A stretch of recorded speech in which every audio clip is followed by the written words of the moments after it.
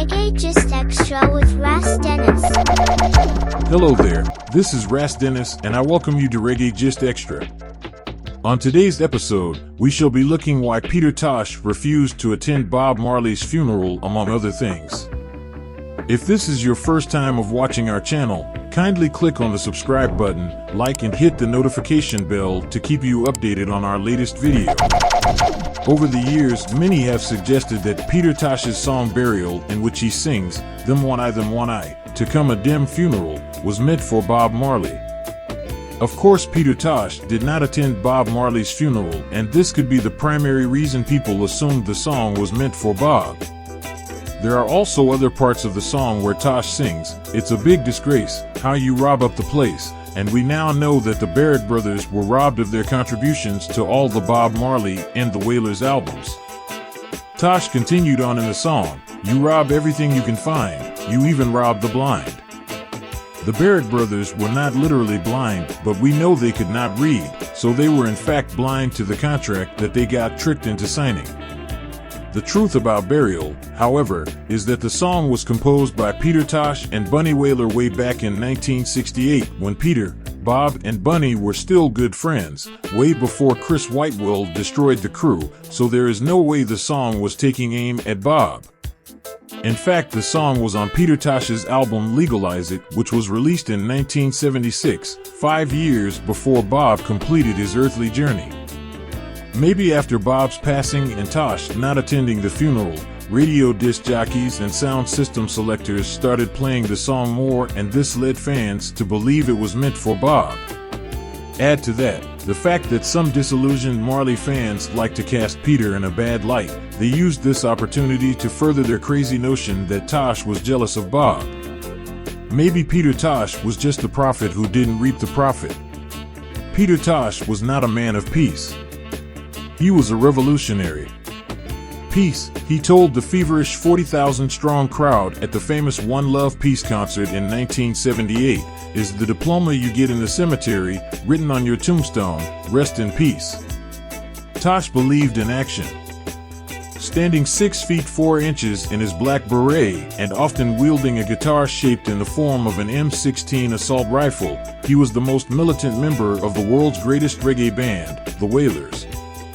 Next to him, Bob Marley looked like a mere pop star.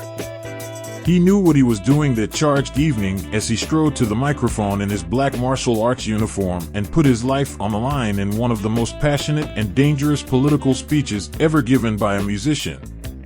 Addressing Jamaica's two leading politicians, Prime Minister Michael Manley and Edward Seaga, the leader of the opposition, as they sat before him at a time when the country was being rent apart by murderous political gun battles in its poorest districts, Tosh warned, "Hungry people are angry people." Retribution was inevitable, and came 5 months later.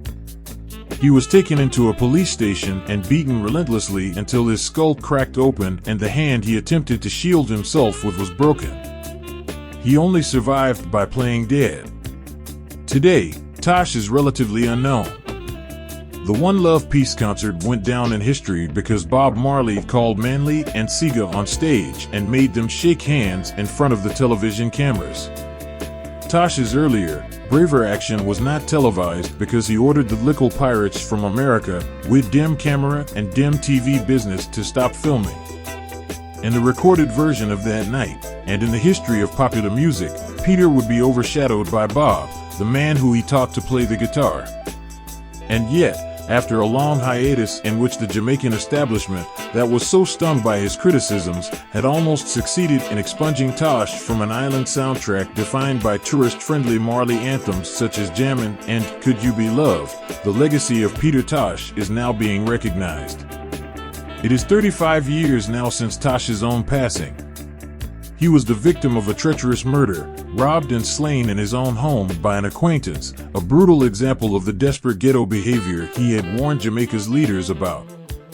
Whereas Marley's funeral was a global news story and brought Jamaica to a standstill, Tosh's burial was a fiasco.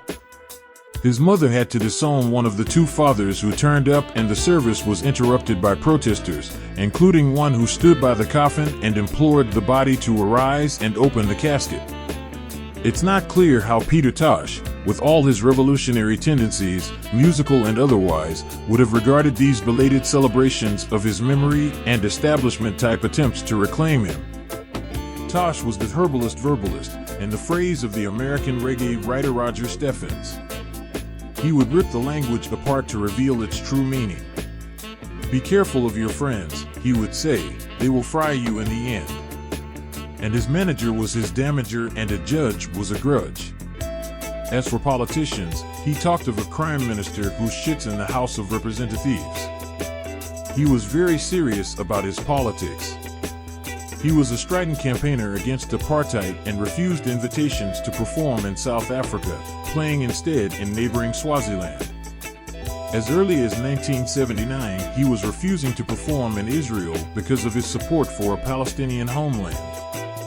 In 1987, months before his murder, he made his own album, No Nuclear War. Posthumously, it won him a Grammy. The great Jamaican music producer Bunny Lee knew Tosh well during his career and says the artist's themes have contemporary relevance. Young people should think of Peter Tosh as a great revolutionary in music and as a person.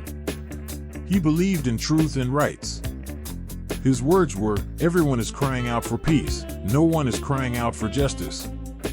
He was not afraid to speak his mind right up until it cost him his life. Initially backed by his band Word, Sound and Power, which featured drummer Sly Dunbar and bass player Robbie Shakespeare, who together comprised reggae's finest rhythm section, Tosh made 7 solo albums, including the Pro Marijuana Legalize It, made for Richard Branson's Virgin label, and The Militant Equal Rights, featuring the anthem Get Up, Stand Up, which he had created with Marley before the split of the Wailers.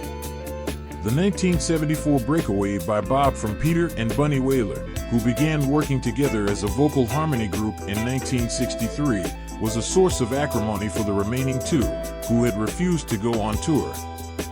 You have the situation where Bob Marley calls his backing band the Wailers, says Missouri. It was an outrageous thing to do, as if Mick Jagger had formed a new band, Mick Jagger and the Rolling Stones. Peter and Bunny both blamed Bob because he agreed to it. To them, Bob betrayed them.